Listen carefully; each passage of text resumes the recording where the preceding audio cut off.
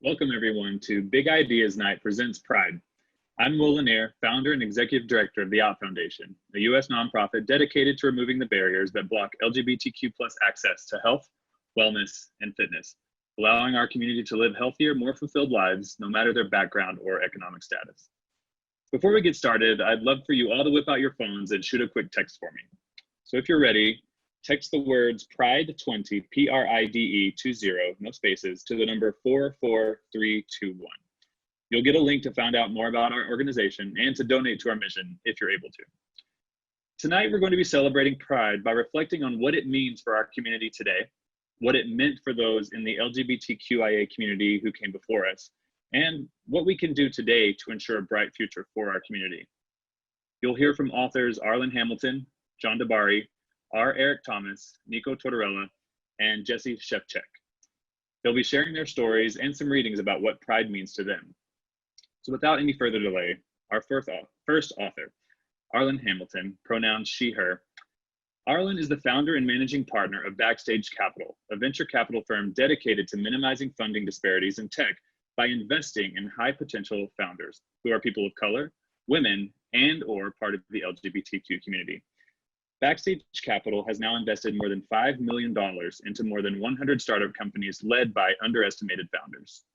In 2018, Arlan co-founded Backstage Studio, which launched 4 accelerator programs in Detroit, Los Angeles, Philadelphia, and London. And she is the first non-celebrity Black woman to be featured on the cover of Fast Company. So welcome, Arlan Hamilton. Hello, hi everybody. Thanks for having me and thanks for being here. I know that time is more and more precious every day, especially with everything that's going on right now. Everything. I think about the intersectionality of this moment as well. So thanks for having me. I have a new book out called It's About Damn Time. You might have noticed in the background here.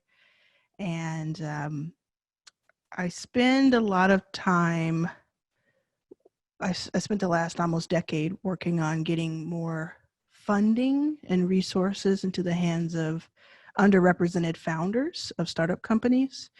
And that includes women, people of color, and LGBTQ founders, because I identify as all three. And so my book is about that journey so far. I think I'm just getting started. Briefly, if you're not familiar with the story, I will be 40 this year, and for 35 of those years, I was completely, we call it in the industry broke. It's a technical term we use in the industry. And I had a lot of housing insecurity, a lot of those issues. And I know, unfortunately, many people in the LGBTQ community face that, like an overwhelming percentage. And you'll learn more in the book, but ultimately I was able to, with a lot of grit and tenacity and moving forward, and a lot of tears and a lot of setbacks along the way, I was able to raise several $1 million and generate several $1 million in revenue over the past 5 or so years. And I have now invested in more than 100 companies led by underrepresented founders, and have it's just been an honor, and it's been an amazing journey so far. And so back in the day, I don't think this was mentioned in my intro, but back in the day, because I spend so much time talking about tech companies and startup investing and all of that across my 3 companies and my fund, I don't get to talk a lot about the years in between. So my mid to late 20s mostly, and early 30s, where I ran a blog called Your Daily Lesbian Moment. And some of you, I don't know if anybody here would recognize, maybe not, maybe too small of a group to recognize, but I used to sell these shirts that said "Shane is my homo girl" and "Shane is my home girl" for you L Word fans. from that site, I had the very first tech company I ever wanted to start, which got me into this whole world of tech companies, was called Juliet and Juliet. And so I kind of kicked that off with a pilot and then got distracted by building a multi-million-dollar venture fund. But there's always been sort of this is as much a part of me as anything. And so I don't get to talk about it as much or convene with people as much about it. So I'm just really drawn to moments when I can do that and talk about it. Kind of a side note, I'll be interviewing, I don't know if I can say this, but I'll be interviewing the cast of the L Word next week for an event, which is like a 360 moment, or 360 moment for sure. Because I created the Twitter account Modern L Word, which is like modern Seinfeld. So I have like a what if account. Anyway, in the book, you'll learn a lot about my gay side, the gay part of me. I'm married to queer German girl. Her handle is queer German girl. She is, let me break it down. She's queer. She is German, and she is a girl. And she's an amazing composer, and she creates videos, and she's just an amazing person. And get to talk about her in my book. I talk about major breakups and how they've led to amazing business developments somehow, some way. I also describe an altercation in an IHOP parking lot that involved fighting lesbians, which I'm sure half of us have experienced. And you probably have experienced it at the same IHOP as one of the experiences, because there were two. There were two experiences at a IHOP parking lot with lesbian infighting. One of them was in West Hollywood, so I absolutely know there's no way that there's not another person here who hasn't experienced that. And we talk about just kind of wrapping up. I think the time right now, I've had a lot of conversations with allies the last few days, because I'm sure you can imagine that, and those of you who are Black women and Black people have been hit up a lot by your ally friends, and you are the everything. You are the Oracle. You are the Google for your ally friends, and best intentions, and we all understand that. So I don't begrudge it. I appreciate it. I'd rather they reached out than not. But it has been an exhausting experience, especially someone who's such an empath. But one of the things I realize is that it's hard to express your being sorry, and it's hard to not take things personally and not to, like, break down who you are as a person while apologizing. And it reminded me this weekend, it reminded me of a blog post I put up 5 years ago almost, where I just listed 3 major things that I had gotten wrong in the previous 10 years.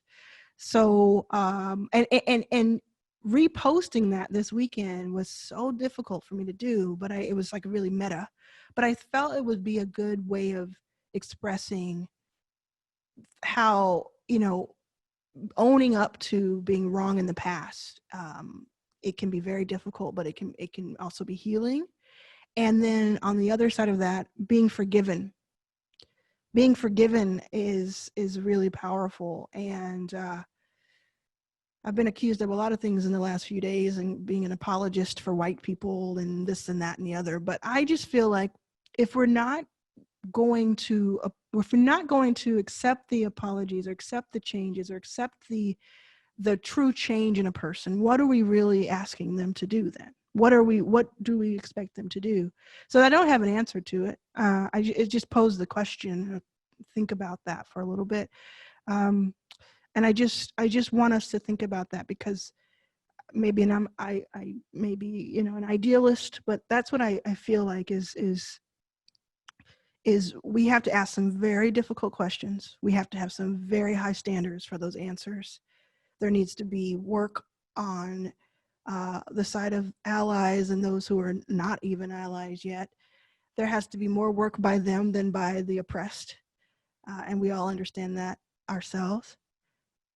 But I also think that if we can find a way to allow forgiveness for some of it, you think about the people who have been formerly again homophobic, extremely homophobic, and picket lines and this and that, and now they've found a way to see it another way. And imagine if you didn't allow that from them, what would happen. So I don't want to ramble, but that's just kind of what's been on my mind recently, and I thought I would share it here because I feel like this is a safe space to share that. So I appreciate your time, and I look forward to hearing from everyone else. Thanks so much, Arlan. That was really great, poignant points. And I'm sure, as I told you earlier, I've been following you on Twitter for forever. So I'm hoping people can see all the great things that you're doing and snag your book. Pull my scripts back up. Our next author is John deBary, pronouns he, him. John began bartending in 2008 at PDT, the world famous and James Beard award-winning New York speakeasy. He then joined the acclaimed Momofuku restaurant group a year later, where he was the group's bar director until 2018. John is now the CEO and founder of Proto, a non-alcoholic botanical drinks company, as well as the co-founder and board president of Restaurant Workers Community Foundation, which is a nonprofit focused on improving the quality of life of hospitality employees. He lives in New York City with his husband and their cat. So everyone, John deBary. Hi, everyone. Thank you for that intro, Will.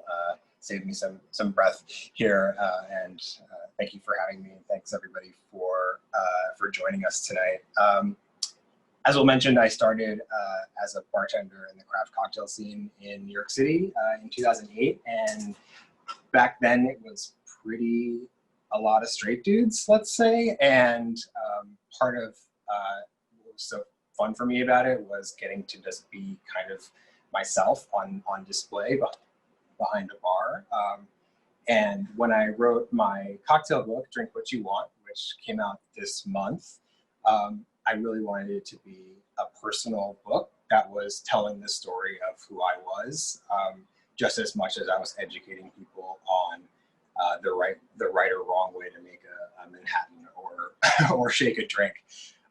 And so I thought for tonight, I would just do somewhat of a dramatic reading of the introduction that I wrote to the book, just as a way to talk more about myself in a structured way.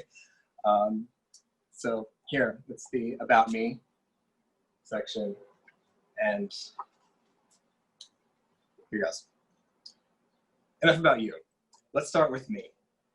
I've been working as a bar professional for about 10 years, and I've been fortunate enough to have spent time behind the bar in some of the best spots in the world. But like many in my industry, my path to the bar world was anything but straightforward. I grew up in a fancy suburb of New York City, went to a fancy college in Manhattan, and until I ended up behind the bar, I was on track to become a lawyer or an academic or something similarly white collar. I had a vague idea that I needed a real job to be successful in life, but I never imagined that bartending would be the way that I actually would do it. I studied Japanese history and language in college and moved to Japan after graduation. I was considering staying there indefinitely, but after about 3 months, I realized it really wasn't the place for me and returned to New York. With no job and a few grand in credit card debt, I was fairly desperate for a job, and I asked everyone I've ever known if they would hire me. One of those people was Don Lee, a guy I went to college with, who's on the opening team of the iconic reservations only cocktail bar PDT, which is short for Please Don't Tell. It's actually short for something else, but I can't talk about that. It's a secret. On St. Mark's Place in the East Village. This was a year or two before it became the legendary spot it is today. I asked Don if I could come bartend there, and astonishingly, he agreed to let me train. Mind you, I had no bar, spirits, cocktail experience whatsoever. But after a couple of shifts, I started to get the hang of it, and by getting the hang of it, I mean flat out pretending that I knew what the fuck I was talking about. I was the queen of fake it till you make it. With 3 or 4 shifts under my belt, I was feeling pretty good about this new gig. But I still had to pass the Jim Meehan test. For all of you who don't know, Jim Meehan was the big boss of PDT at the time. He also wrote the foreword to this book, so thank you, Jim. And he was a big deal well before the bar was. I was so nervous to meet him. I thought he would see right through me for the fraud that I was. But unfortunately, he didn't. And I was permitted to keep showing up at PDT every Monday night, even though I was some dude with no experience who still wanted to go to law school. I was 25 years old, which is kind of old relative to when a lot of people start out in the food service industry, and I knew I needed to catch up really fast. So I hit the books. Gary Regan's Joy of Mixology, David Wondrich's Imbibe, David Embry's Fine Art of Mixing Drinks were the first of hundreds of cocktail books I would read. I understood that I needed to stop pretending I knew what a Sazerac was and to actually learn how to make one, and also learn that there was a whiskey called Sazerac as well. So I devoured the Rolodex. There was like a literal, actual 3 Rolodexes of cocktail recipes behind the bar at PDT you could cycle through. This is way before smartphones. And I would transcribe them into my personal notebook and making flashcards to study. Eventually, instead of feeling profound panic at the beginning of my shift, which was actually thanks to undiagnosed mental illness, I eased into a sense of comfort. After a few quick months, my name and picture were actually featured in the New York Times as one of the geeky bartenders at this cool new underground cocktail bar. This article helped me realize I was onto something with the cocktail thing, and my law school dreams very quickly evaporated. A year after starting my career at PDT, I was offered a job bartending twice a week at Momofuku Sambar, RIP actually, the second restaurant to open in the now global empire of David Chang.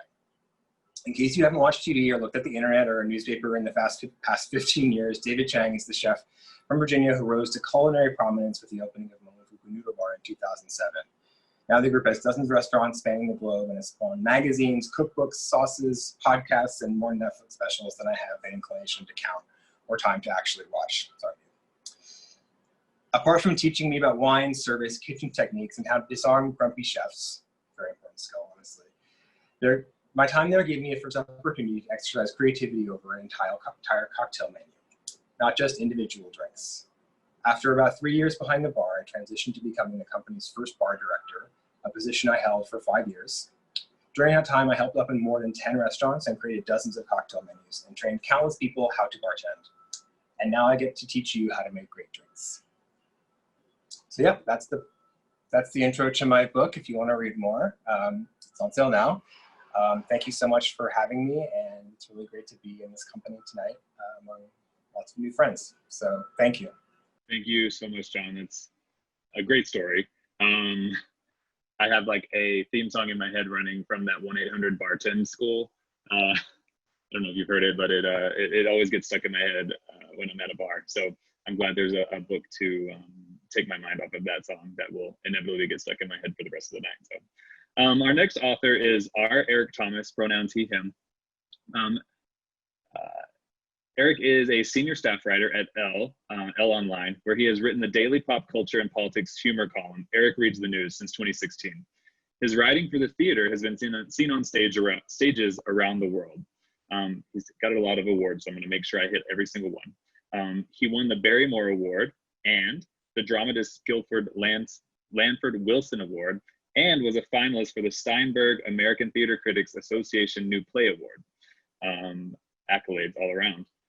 Off the page, he is the long-running host of the Moth Story Slams in Washington, D.C. and Philadelphia. He currently lives in Baltimore with his extraordinary husband, the Reverend David Norse Thomas, and with an out-of-control collection of succulents, candles, and tote bags. Here for it is his first book. Everyone, R. Eric Thomas. Hello, welcome to my home, where I have, as it says in the bio, that doesn't look out of control. That looks like control. I would pan around, but I only cleaned this corner of the room, so that's what you get to see. That's a pineapple plant. My husband chopped off the top of the pineapple and then grew it out of the dirt. Madness. I'm going to read a portion from the title essay in my book. Sorry, this is the copy with all my little post-it notes in it, like I'm taking a final. The book is called Here For It, or How to Save Your Soul in America. And as luck would have it, the title essay, which is the concluding essay in the book, is about pride and also about community, which I think is also, that's what I think pride is about. Well, that's spoiler alert. That's where we get to. So I'm going to read a little bit from the beginning, and then I'm going to skip ahead and read a little bit from the middle. It turns out there's very little I love more than marching in a pride parade. Or not even marching, dancing, strutting, queen waving, Elizabeth or Freddie Mercury, dealer's choice. I believe that you can mark the various phases and stages of your life by what kind of pride experience you're having. Not to say that everyone at every stage experiences pride in the same way, but if you're looking for a rubric, pride works. In the beginning, you're just showing up. It's exhilarating and you can't find enough rainbow gear to wear. There is so much glitter. Maybe you took the train in from some suburb with a drive-through Starbucks. Maybe you snuck out of the house. Maybe you're drinking wine out of your backpack. All you know is you're thrilled to be there and you go home late in the evening, sunburnt and ebullient. Later, you get acclimated. You feign being over it. Pride becomes that place where you run into all your exes and first act shady to them and then act friendly to them, depending on what's going on in your therapy sessions. At some point, maybe you even march in the parade. The first time I marched with a website I was writing for, I was just over 30, single, and was briefly experiencing the hint of an ab.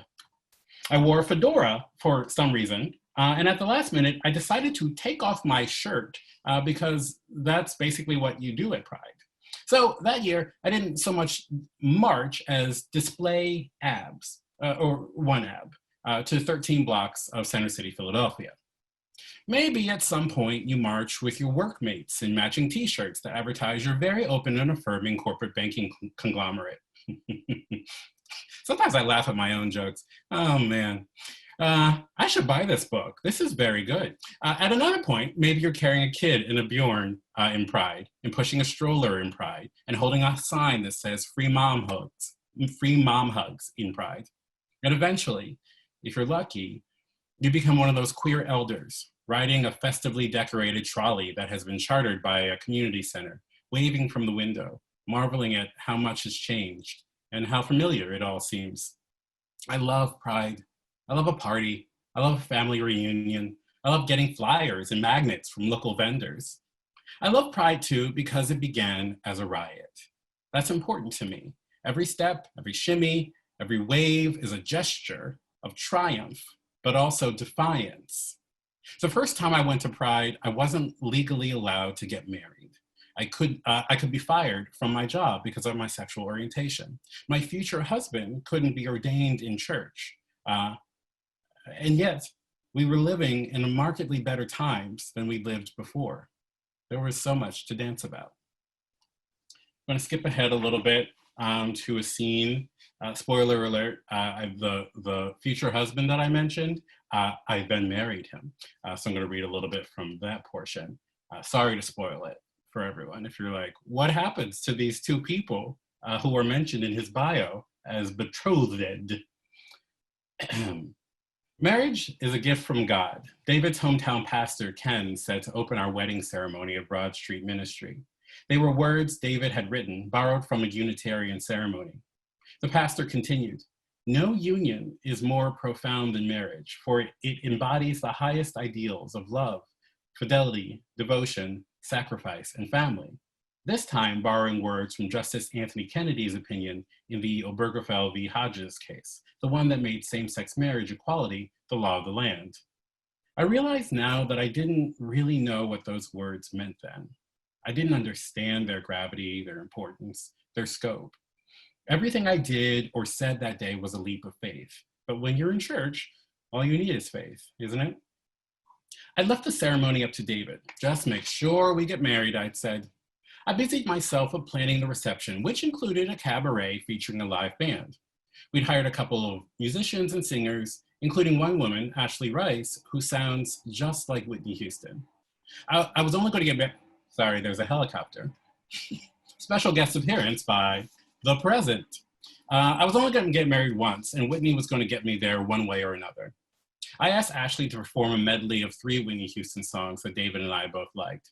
Originally, when David and I discussed it, I'd suggested that she perform the entire Bodyguard soundtrack, followed by The Preacher's Wife, and close it with Whitney's version of the national anthem. This just seemed appropriate. David is always far too willing to follow me on flights of fancy and actually considered having someone sing the national anthem at our wedding. Bless his heart. Can you imagine? The Star Spangled Banner at an interracial gay wedding in the heart of a sanctuary city with attendees ranging from a World War II vet to the mayor's Black LGBTQ liaison, to my cousin who did multiple tours of Afghanistan, To our nephew, Michael, a mixed race boy, then 3 years old, growing up in South Carolina, child, that place would have looked like a game of whack-a-mole, with some people standing up and some people taking a knee and some people looking around like, honey, what is happening in this place on this day? Now that's church. It isn't that we have a particularly deep love of the anthem. We just love Whitney. But looking back, I almost wish I had introduced the chaos of patriotism to the proceedings. It was there already. Love is political.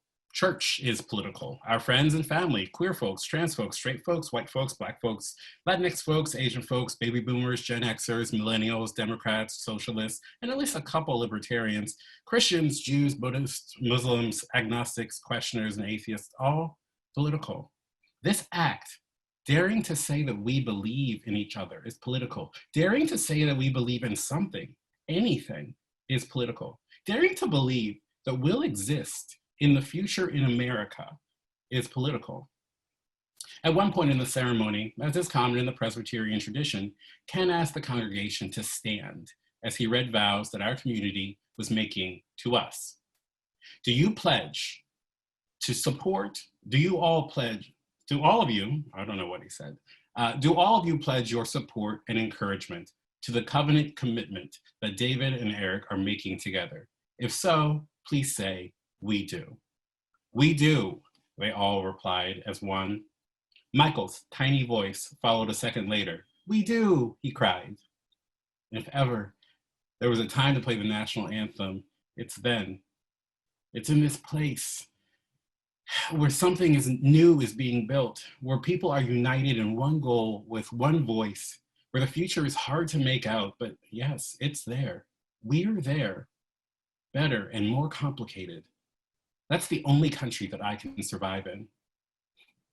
I don't live in that country, but every day by existing, by speaking, by loving, by writing, I make a vow to get there, step by step, to knit together the pieces inside that don't coalesce, to find a community that is generative, or short of that, to make one, to see the future. This is why I treasure Whitney's Star-Spangled Banner. It does the miraculous in that it finds something beneath the words that is true and halcyon and greater than the failings of the nation it represents. Hearing Whitney's voice, the response is automatic. It is soul deep and centuries old. It is the awakening of a peace within you that dares to be optimistic, a seed that was placed there by the prayer of an ancestor. It is never a guarantee. We commonly only sing the first verse of the anthem. It's comprised of 4 sentences, and 3 of them are questions. The singer wants confirmation about what is seen, what is perceived, and what it means. And that lack of surety is America most of all. America is never a set notion. It is an ideal scarred from battle, perceived through smoke. The people must cry as one, we do. Is that what patriotism feels like? I feel like I should know, but patriotism too is always a question. It's a concept that has been hijacked and beaten up, sold out and ripped to shreds by those who want it only for its surface rush and not its arduous roots. Anything good in this country has had to be wrestled free. Some say that's the beauty of this nation. That's the American dream, as if we're all Jacob pummeling the biblical angel for a new name. But the tribulations that tinge every victory in pursuit of simply being American and all that that supposedly entails are the worst of us. They are the national shackle, a dark mark across the soil.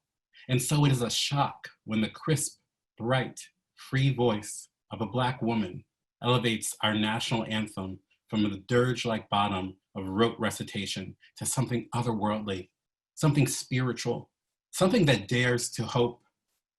The fact that it's possible is a miracle. It lifts me up. It transforms the song. It builds the country from ash. Thank you very much. Thank you so much, Eric. That was, again, everyone is so poignant and so, everything that's being said is of the moment and really drives home what's happening in our world today. So I think even that last sentence that you read, Eric, it hit me. So thank you for that. Our next author is Nico Tortorella, pronouns they, them. Nico is an actor and author of the poetry collection All of It Is You. Nico stars in the hit series Younger and is an outspoken advocate for the LGBTQIA+ community. Nico recently married their longtime partner, Bethany C. Myers, and they reside in New York with their 2 dogs. Welcome, Nico. Thank you for that, Will. And thank you to all the incredible authors. This has been really nice so far, and healing and just like medicinal. You know, I think that with everything that's happening in the world, it's important that we seek the medicine.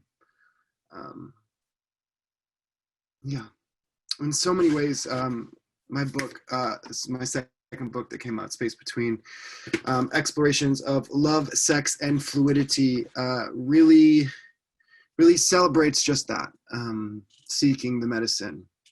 And I think this year, specifically during Pride, during this month, it's important for us all to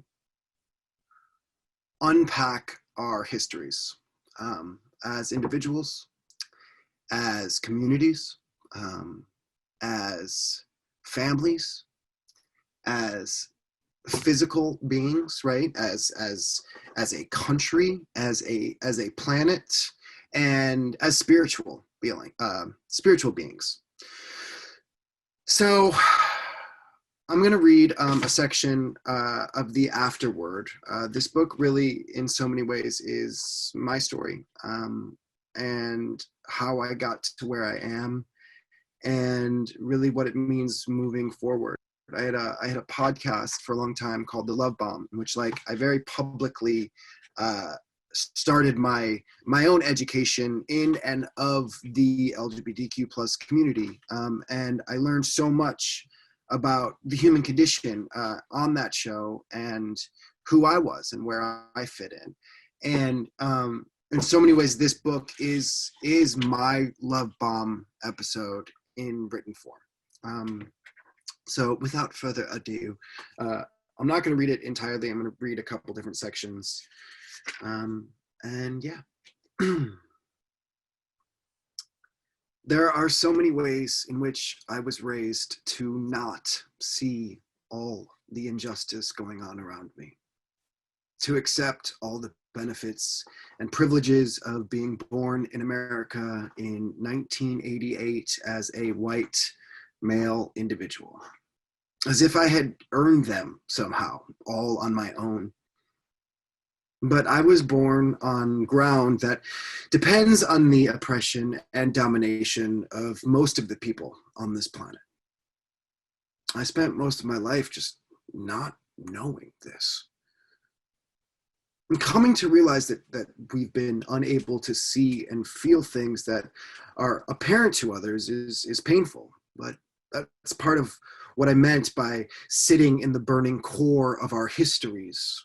This is what I mean by becoming stronger than we think we are.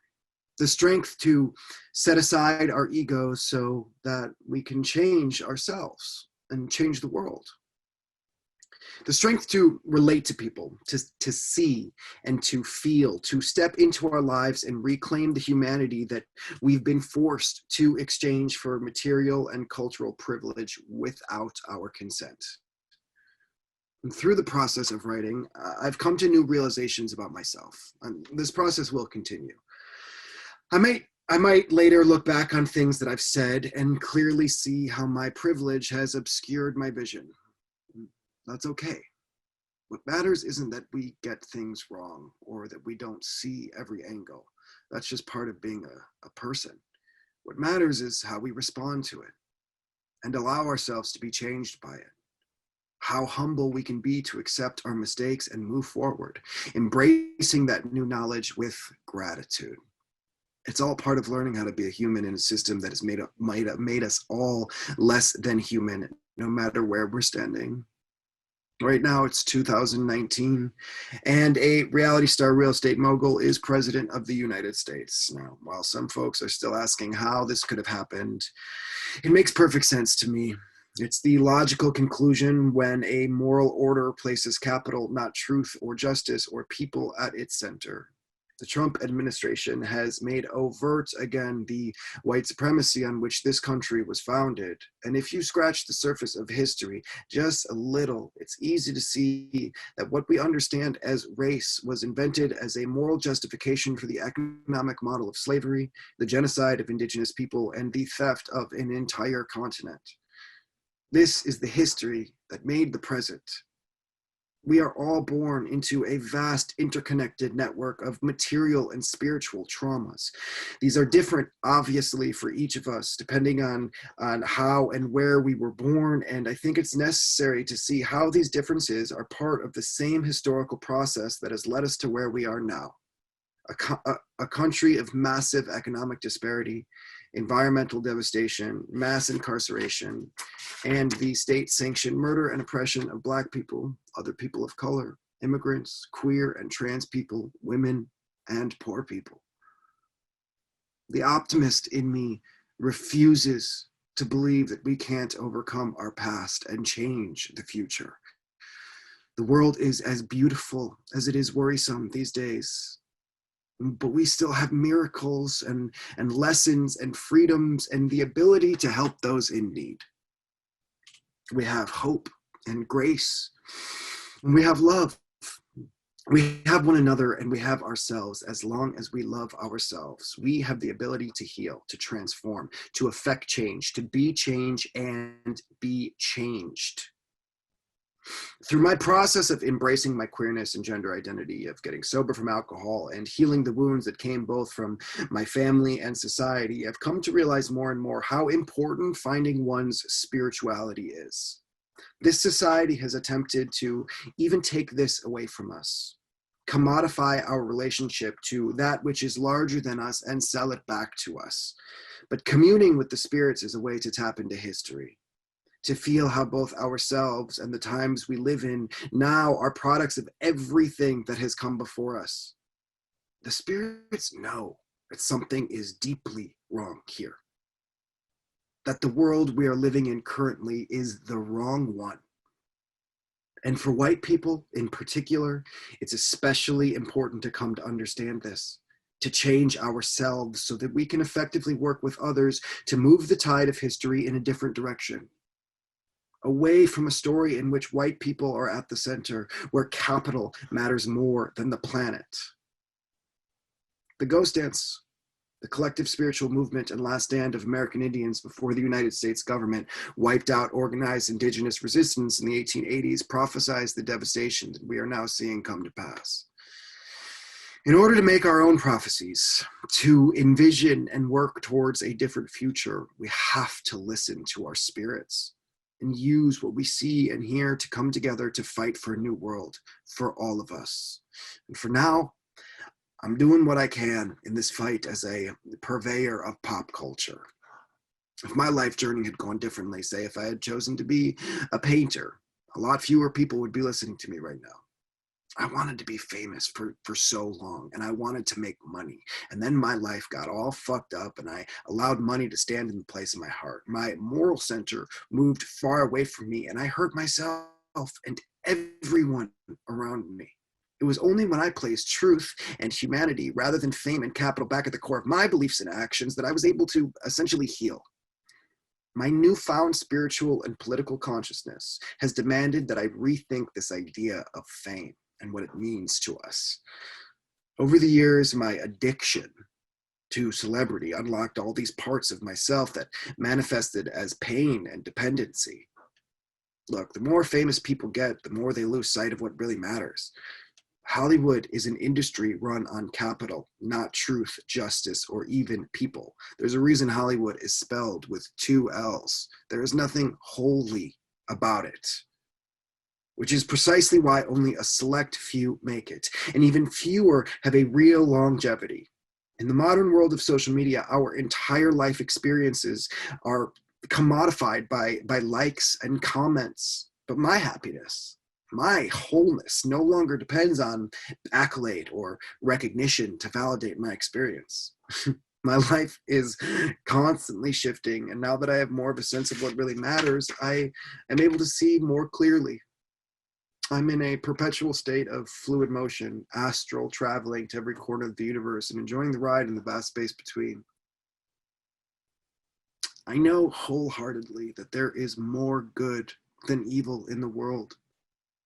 And I know in the fields of social justice and activism, we must show up for ourselves first, and then, only then, will we be able to show up for others. And I know that I'm going to continue to share my creative expressions. Art has the power to change us, to change the world as we begin to imagine what isn't even possible yet. We all run to things that feel temporary and that are numbing, but we have to feel the pain in order to truly heal. We have to hit the bottom before we're even able to recognize the top. My addiction surfaced because of deep-rooted abandonment issues, my own gender, my sexuality, my struggle with celebrity, and at the end of the day, it took me actually getting fucked up to deal with my own queerness. We are all storytellers, every single one of us, in some capacity. That is how we survive. Telling stories is what reminds us to live.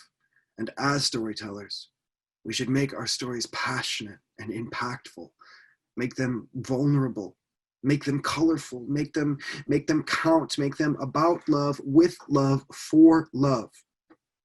My hope is that by telling my story, I have helped foster love and understanding for diverse perspectives by honoring the space between that connects all of us. It is in this space that true healing happens. And just as I try to find the last sentence of a story without an ending, I remember the work is always never ending. I am never ending. We are never ending. You, wherever you are, whoever you are never ending. And there is still so much work to be done. The space between everything, all of it is you. All love, it is you.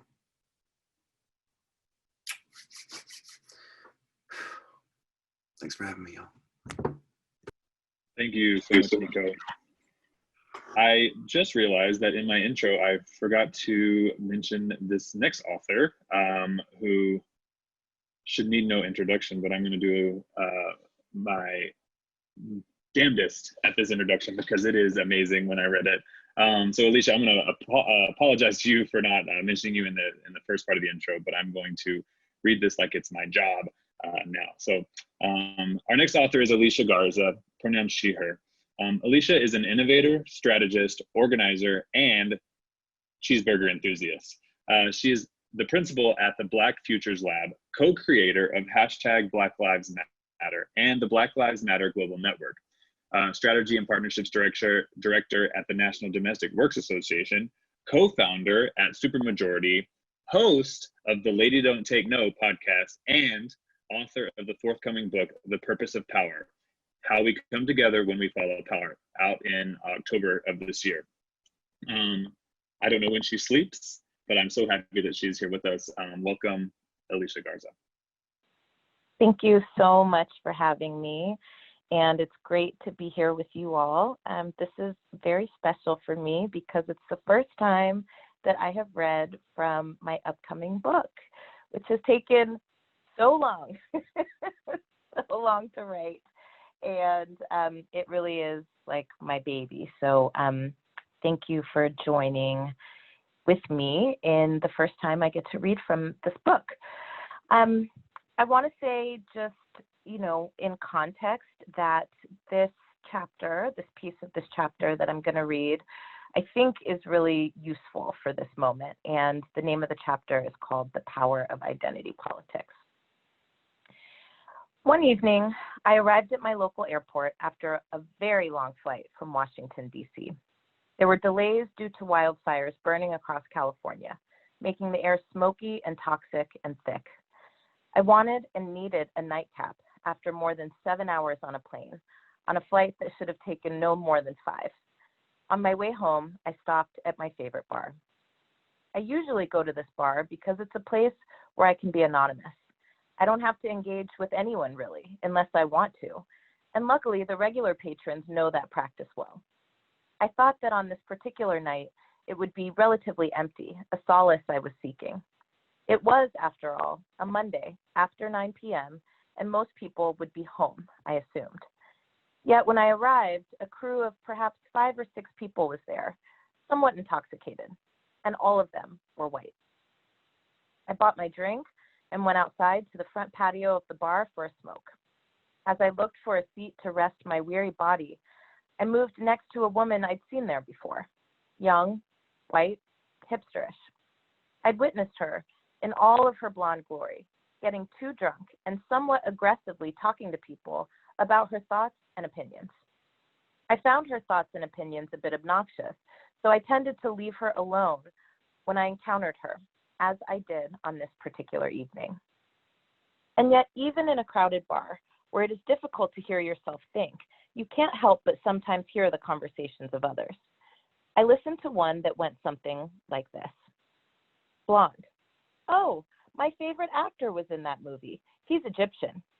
White guy. He's Egyptian? I didn't know that. That's great. We need more people of color in movies. Blonde. He's a great actor, which is why he should be in more movies, not because he's a person of color. Also, I'm really sick of hearing all that stuff. Black, white, blah, blah, blah. We just need to stop doing that shit. It really gets on my nerves. When are we going to get around to being human? Cue an eye roll from yours truly. She wasn't irate that people of color are underrepresented in film. She was irate at daring to name it, as if naming it somehow perpetuates the dynamic of underrepresentation. It's not an uncommon occurrence, and in fact, I've literally been accosted by white people in public places demanding to know why we identify ourselves in ways that divide us rather than just realizing that we are all part of one human family. Once, a white woman berated me for about 20 minutes about how she was from France and there was no racism there, and it was because Black people identified with the nation and not their race. Mind you, this wasn't in relationship to any conversation I was having with her or anyone else for that matter. I was literally just sitting there by myself, waiting for a friend to come back from the bathroom, and she saw it as an opportunity to browbeat me about her ideas on race. Aside from being annoying, these confrontations are examples of the persistence of an idea that remains common among white people, even white activists on the left, and is both naive and dangerous. And so here is my earnest attempt to explain why identity politics has become so disparaged and why that matters for those of us working to build a better world. Identity politics is both simple and hard to define, partially because it's been so demonized by American conservatives. Because identity politics is ultimately a political concept, to fully understand why identity politics is important, we should start by defining power. I define power as the ability to make decisions that affect your own life and the lives of others, the freedom to shape and determine the story of who we are. Power also means having the ability to reward and punish, and to decide how resources are distributed. This is different, of course, from how most of us think about power, which is individualized. Most of us talk about power in relationship to how we feel in any given moment. One can wake up in the morning feeling empowered, but empowerment is different than power. Power is about who makes the rules, and the reality is that most of us lack real power, even over the decisions that are closest to us. Sure, I'm empowered to decide what I choose to eat for breakfast today, but larger forces create the options I can choose from, or whether or not breakfast is even available to me. A lack of understanding power is central to how power operates. Power prefers to operate in obscurity. If how power operates was fully transparent, I suspect many of us would rebel against it. The blonde in the bar's insistence on ignoring power is a great example of how it operates. Those who have power rarely want to acknowledge that they have unearned benefits at the expense of others. Her plea just illustrates how power functions best, behind the curtain, unseen and unengaged. So-called identity politics tries to make that invisible power seen. The term identity politics comes out of the last period of civil rights and is used as a way to describe the lived experiences of people who were not white, heterosexual, cisgender men. The identity in identity politics is a way of describing what it means to live outside what has been defined as the norm in the United States. When conducting a scientific experiment, in order to understand results, you need a control group and an experiment group. The control group is what happens when there is no change of what is constant. It is what has not been experimented on. It is what the experiment is compared to in order to see if there has been any change. In the United States, white people, white culture, and white experiences are the control against which everything else is compared. For people who are not white, this can be incredibly alienating. Never seeing people who look like you in fashion magazines, not being able to get makeup that matches your skin tone. Whiteness as the control looks like clothes that only fit a certain body type, as defined by whiteness. Whiteness as the control looks like nude tones on Band-Aids or pantyhose, or makeup being a certain shade of peach. Whiteness, white identity, is a core organizing principle for America. Identity politics was developed by Black feminists who refused to be defined personally or politically by a set of standards that were not their own. The term first appears in the Combahee River Collective statement, published in 1974 by a group of Black feminists attempting to locate themselves in social movements that purported to fight for their freedom, but that were constrained by their replication of the very dynamics they sought to destroy. For the Combahee River Collective, their life experiences were shaped by what they called interlocking oppressions: racism, sexism, capitalism, heterosexism, and the like. They committed themselves to being anti-racist, unlike their white counterparts, and anti-sexist, unlike their white and Black male counterparts.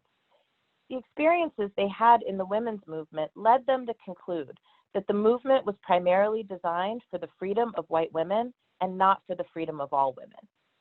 Similarly, the experience they had in the Black freedom movement was that it was primarily designed for the liberation of Black men and not for the freedom of all Black people. As such, they sought political spaces that would allow for the complexity of their experiences as Black women who were lesbians. They realized that if they did not fight for themselves, no one was coming to fight for them.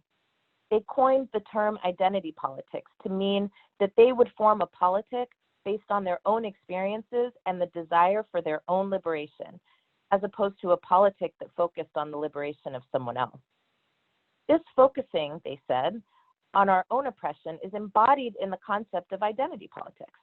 We believe that the most profound and potentially most radical politics come directly out of our own identity, as opposed to working to end someone else's oppression. To be recognized as human, levelly human, is enough. A political contribution which we feel we have already made is the expansion of the feminist principle that the personal is political. We have spent a great deal of energy delving into the cultural and experiential nature of our oppression out of necessity, because none of these matters has ever been looked at before. No one has ever examined the multi-layered texture of Black women's lives. Okay, quickly. The personal is political is an adage that comes out of the women's movement, and yet the members of the Combahee River Collective took that adage and made it specific to the lives of Black women. Identity politics in this case meant that Black women could not afford to cast aside Black men because of their shared experiences with racism, and yet had to contend with the fact that Black men, white women, and white men all found benefit from the oppression of Black women. Identity politics then becomes a defiant rejection of the flattening of their lived experiences for the sake of uniformity or unity. Black women could not and still cannot afford a women's movement that sees gender oppression only through the lens of white women. This has been an underlying principle of Black feminism, the notion that the experiences of Black women are unique and complex and must be seen as such in order to achieve the goal of eradicating those differences. And yet many white feminists cannot understand why Black women just don't get in line. Why create a separate racial identity? If whiteness is a kind of collective amnesia, then this kind of white feminism that asks Black women to forget is certainly one of its manifestations. Should Black women forget that under slavery they were forced to nurse white children while neglecting their own? Should Black women forget the ire they faced from white women whose husbands lusted after Black women in subjugated positions? Should Black women forget white feminist heroes like Susan B. Anthony defiantly declaring that she would never support the right of Black women to vote? Historically speaking, there is little reason for Black women to have much faith that white women will fight for Black women to be free as they fight for themselves. Though there is much to gain from equity among all subjugated genders, it is also true that America has historically subordinated white women under white men, but given them power and privilege over Black women. Thus, identity politics is the radical notion that your worldview is shaped by your experiences and history, and that those experiences will vary in relationship to the power a group or an individual has in the economy, society, or democracy.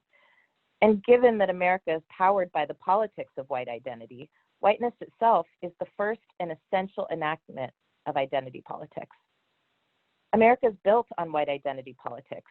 The attempted genocide of indigenous people in the Americas in order to access the land and resources needed to build a white Christian nation, the enslavement of people from the African diaspora in order to secure free labor to build a white Christian nation, the exploitation, internment, and degradation of Chinese or other Asian and Pacific Islander immigrant labor in order to propel commerce forward for the purposes of making the white Christian nation the most powerful in the world.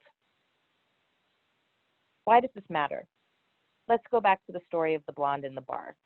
It isn't fair to say that only white people express the notions declared by the blonde in the bar, but it is fair to say that white people who are irate about any group daring to declare that their experiences are different fail to understand the role that white people play in those experiences. I often laugh to myself when I hear sentiments like those expressed by the blonde in the bar, because the first thing that comes to mind is, you brought this on yourself. In other words, if white people had not created false classifications for people based on skin color or genitalia or class status in order to maintain power and privilege over others, would we even be having this conversation? If white people had not enacted a system of enslavement where Black people from the Caribbean, Africa, and Latin America were stolen and forced into subjugation for generations, would we be having this conversation? If the effects and impacts of maintaining that system of enslavement and subjugation, where Black people are seen as less than human and undeserving of compassion, resources, dignity, and in many cases life, were not ongoing, would there be any reason for Black people to seek safety in those who share their experiences? Identity is the elephant in America's room. Thank you. Thank you so much, Alicia. If that was just a preview, I'm really excited to pick up Purpose and Power when it comes out. So October 2020, y'all. We've got one more author, Jesse Szewczyk, pronouns he, him, is a food writer and recipe developer based in New York. He graduated from the Culinary Institute of America and has had work published in Bake from Scratch, BuzzFeed, Food 52, The Kitchen, Honest Cooking, Tasty, and several other publications. So last and definitely not least, Jesse Szewczyk.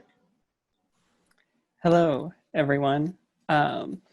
Yes, so I'm going to be reading out of the cookbook, Tasty Pride.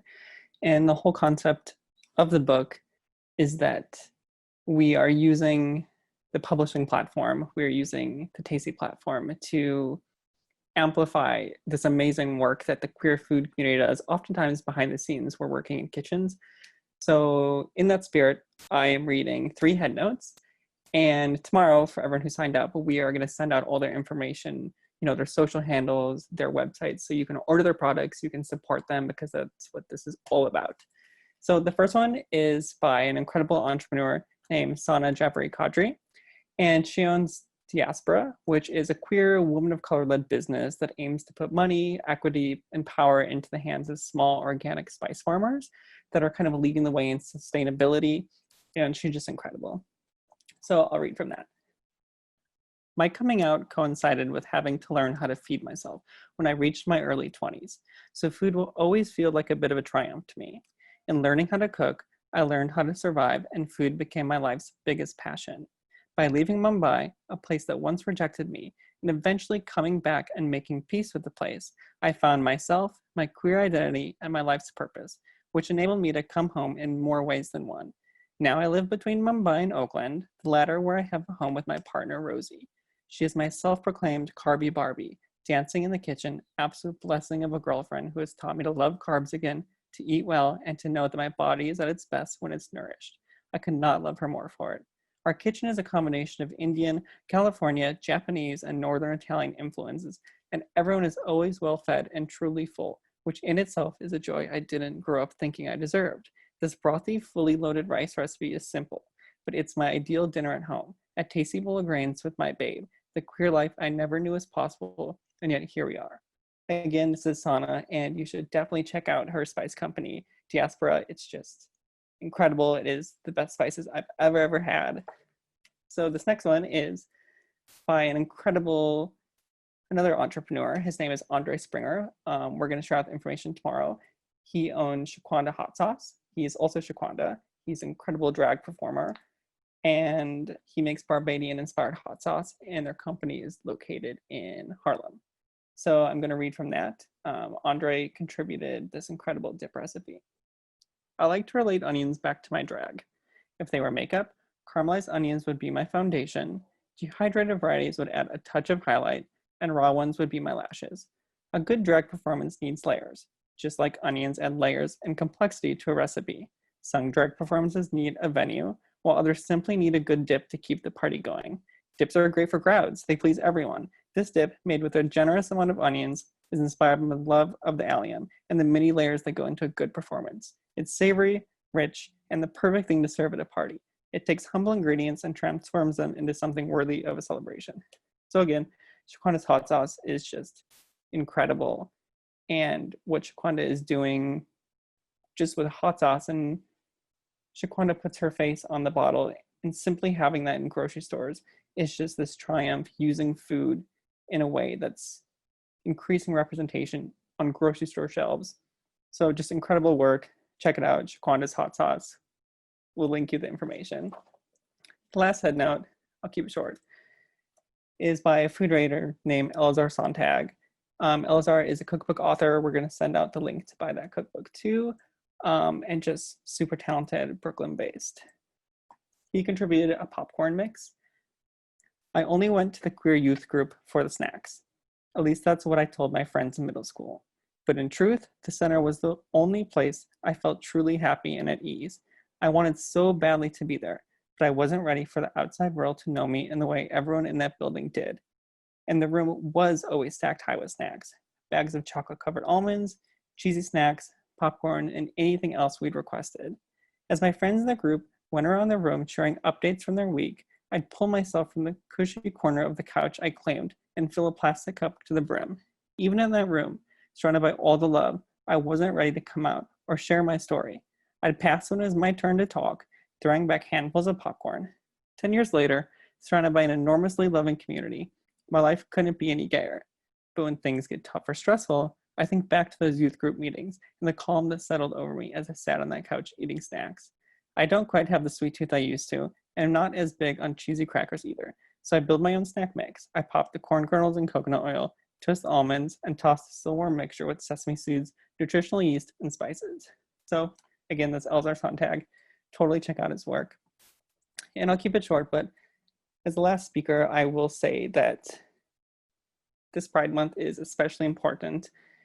And I want to encourage, all allies and all queer folks tuned in right now, if you're able to march, if you're able to send emails, if you're able to ask for legislation, to donate, you should, because we need to keep in mind that, Stonewall Pride started as a fight against police brutality, and it is up to us to continue that fight. So if you're not standing with Black Lives Matter and you're part of the queer community, there's nothing for you to be proud of. So happy Pride. Thank you, Jesse. That was a very great ending and a very great point to drive home. Sorry, my dog wanted to say hi. This is Cash. Thanks to all the amazing authors, Arlan Hamilton, John deBary, R. Eric Thomas, Nico Tortorella, Alicia Garza, and Jesse Szewczyk. Today was such a treat for me. I hope everyone who's watched it enjoys it or enjoyed it. I believe this is going to be on YouTube. So if you were unable to check it out live, you're probably watching it now on YouTube. So thanks so much. I'm Will Lanier, again with the Out Foundation. If you can head on over to theoutfoundation.org, check us out. And thanks so much to Random House and to Ben and Jerry's for putting this all together. Thanks, y'all.